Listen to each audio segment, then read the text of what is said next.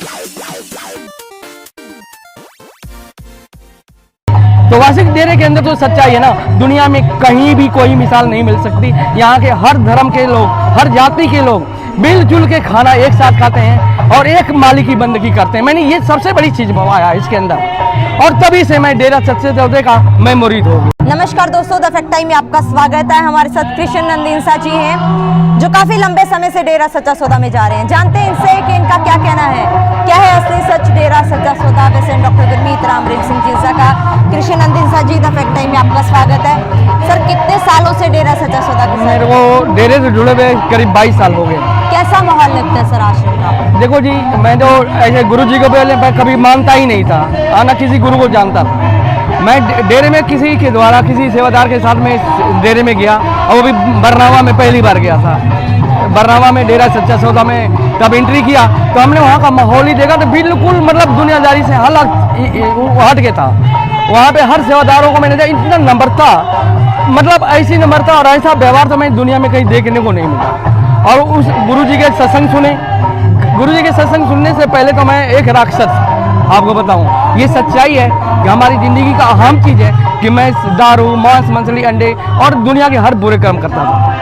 मैं अपनी लाइफ में जब डेरा सच्चा सौदा से जुड़ा और गुरु जी के वचन सुने तो मैं उसी समय नाम दान भी लिया, और हमने प्रण किया कि आज के बाद इन बुराइयों को त्याग दूंगा। और आज तक पूरा परिवार के साथ में जुड़ा हूँ। और मैं डेरा सच्चा सौदा के अंदर मैं अनेक चीज़ें ऐसी देखा है जो अनुभव कभी नहीं करता था कि मतलब इस तरह की चीज़ें होंगी डेरा सच्चा सौदा के अंदर। मगर वास्तविक में मैं अंदर रह के एक हफ्ते सेवा भी करता था, और मैं ये सोचता था कि यहाँ देखता हूँ वास्तविक में सच्चाई है क्या थी। तो वासिक डेरे के अंदर तो सच्चाई है ना, दुनिया में कहीं भी कोई मिसाल नहीं मिल सकती।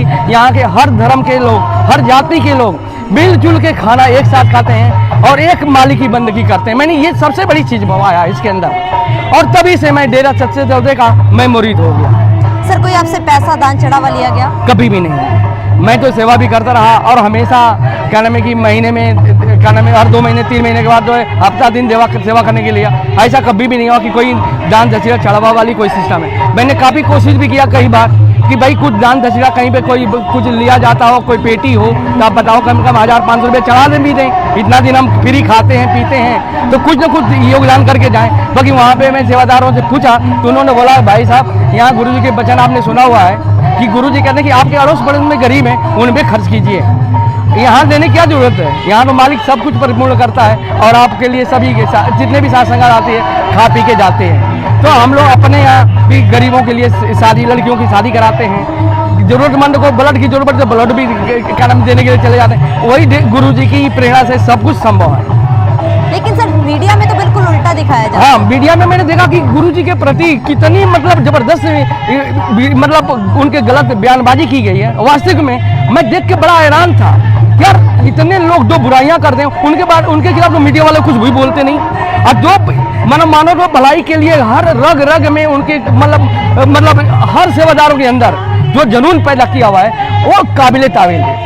मगर फिर भी मीडिया वाले मतलब उनके आंख में पट्टी पड़ी है, या उनको हम ये कहते हैं उनकी बुद्धि भ्रष्ट हुई पड़ी है, तो ये भी कम बात नहीं है। क्योंकि उनकी आज की दुनिया में कहीं भी सच्चाई नाम की कोई चीज़ नहीं है। बस डेरा सच्चा सौदा को बदनाम करने के लिए मीडिया वाले तमाम लोग ऐसे भी हैं जो बुराइयों से जुड़े हुए लोग हैं, वो डेरा को बदनाम करने से पीछे नहीं हटते।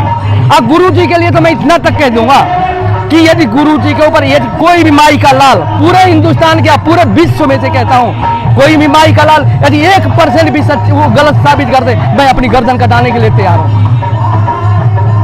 सर, इतनी आस्था, इतना विश्वास क्यों है? इतना ही विश्वास इसलिए है कि हमने गुरु जी का जो असली रूप देखा है ना, वो दुनिया में कहने और सुनने के लायक नहीं। क्योंकि मैं ये मीडिया के सामने या आपके सामने कोई बात कहूँ तो कोई उसको मान नहीं सकता है। गुरु जी वास्तविक में मैं कहता हूँ कि दुनिया में एक बहुत बड़ी अवतार हैं, और वास्तविक में हम उन्हें भगवान के रूप में देखते हैं।